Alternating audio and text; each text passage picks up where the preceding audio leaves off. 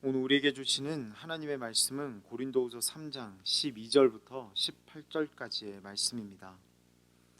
우리가 이 같은 소망이 있으므로 담대히 말하노니 우리는 모세가 이스라엘 자손들에게 장차 없어질 것의 결국을 주목하지 못하게 하려고 수건을 그 얼굴에 쓴 것 같이 아니하노라. 그러나 그들의 마음이 완고하여 오늘까지도 구약을 읽을 때에 그 수건이 벗겨지지 아니하고 있으니 그 수건은 그리스도 안에서 없어질 것이라. 오늘까지 모세의 글을 읽을 때에 수건이 그 마음을 덮었도다. 그러나 언제든지 주께로 돌아가면 그 수건이 벗겨지리라.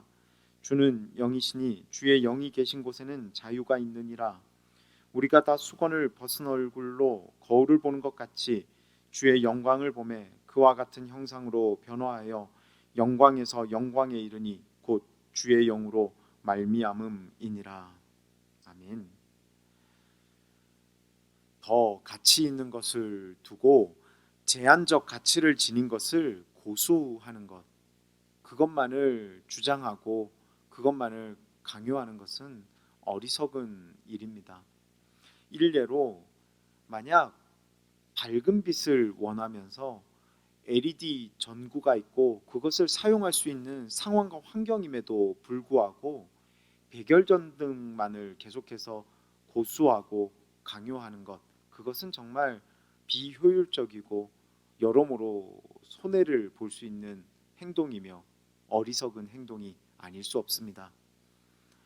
그런데 성경을 보다 보면 이런 부류의 사람들이 등장합니다. 이미 새 것이 있고 완전한 것이 있음에도 불구하고 옛 것을 버리지 못하여 손해를 보는 이들입니다. 바로 유대교 율법주의자들, 바리새인들이 대표적일 것입니다. 이들은 예수 그리스도를 통해 새 언약이 완성되었음에도 불구하고 옛 언약인 율법에 사로잡혀 스스로에게 피해를 입히고 그리고 주변인들에게 어려움을 주는 등 전반적으로 어리석은 모습을 보이는데요.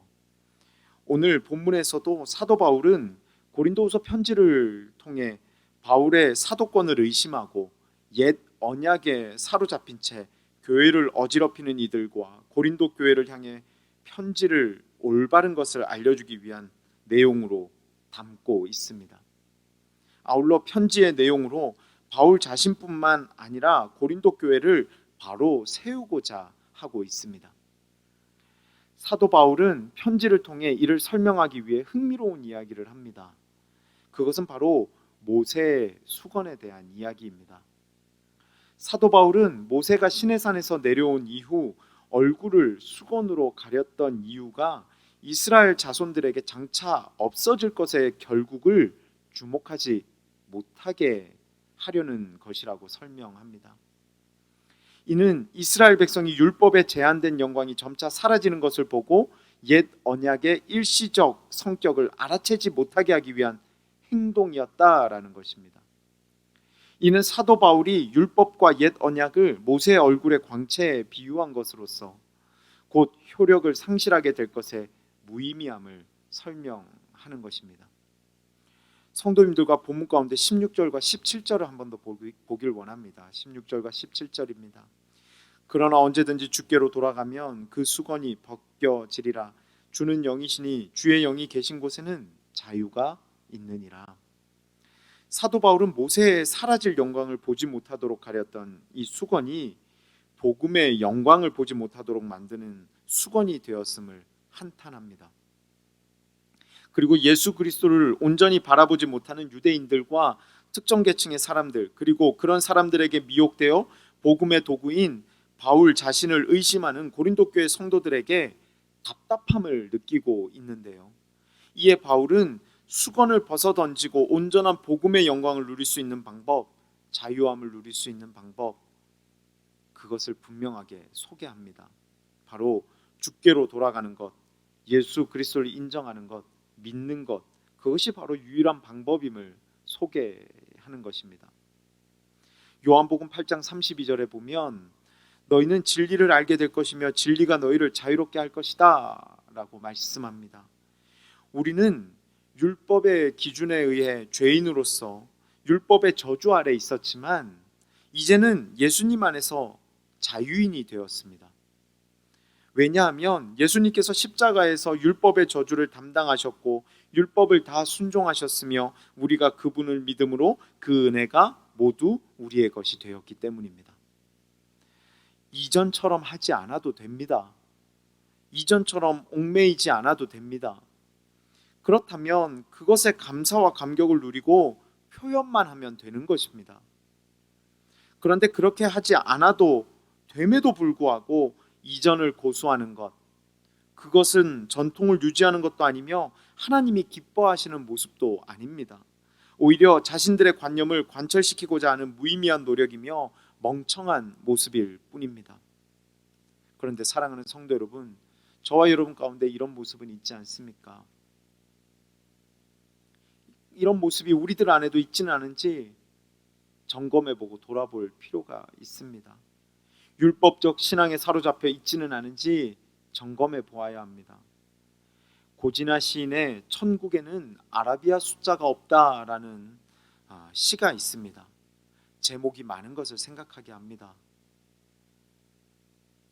하나님은 괜찮다고 예수로 인해 누리라고 하시는데 내가 하나님 가만히 계시라고, 내가 안 괜찮다고 이야기하고 있지는 않은지 우리는 돌아보아야 합니다. 몇 번 했다, 몇 년 동안 했다, 그것이 중요한 것이 아니라 예수 그리스도를 통해 내가 하고 있다, 내가 믿고 있다, 이것이 더 중요한 것인데 우리들부터도 율법적인 것에 사로잡혀 하나님이 기뻐하시는 모습을 나타내고 있지 못하다는 것입니다. 우리는 분명하게 점검해 볼 필요가 있습니다. 사랑하는 성도 여러분, 예수님을 나의 구주로 모시고 살아갈 수 있음이 기쁨이며 감사의 이유임을 묵상합니다. 오늘도 저와 여러분 이제 치열한 세상 가운데 나아가게 되는데요, 바라기는 하나님의 예비하신 새 언약의 은혜를 누리고 감사와 감격만이 충만하여 기쁨으로 이 땅을 살아가며 부족함이 없는 저와 여러분의 축복된 귀한 삶이 되시기를 주님의 이름으로 축원합니다. 오늘 우리에게 주신 말씀을 기억하며 함께 기도하기를 원합니다. 하나님, 옛것에 사로잡혀 있는 삶이 아니라 예수 그리스도로 인하여 자유함을 누리는 나의 삶이 될 수 있도록 인도하여 주시옵소서. 옛것으로 나의 믿음을 판가름하는 것이 아니라 예수 그리스도를 믿음으로 온전히 승리하는 나의 삶임을 기억하게 하여 주시옵소서. 그리고 그것에 감사와 감격을 올려드리는 오늘 한날의 삶, 앞으로의 귀한 삶이 될 수 있도록 인도하여 주시옵소서. 이 시간 함께 기도하며 나아가길 원합니다. 기도하겠습니다. 사랑과 은혜가 충만하신 하나님 아버지의 은혜에 감사를 드립니다. 오늘 고린도후서 3장의 말씀을 통하여서 우리들 가운데 이러한 모습은 있지 않은지 돌아보게 됩니다.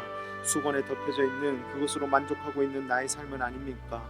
율법적 신앙에 사로잡혀 예수 그리스도의 십자가의 보혈과 복음의 능력을 부인하고 있지는 않습니까?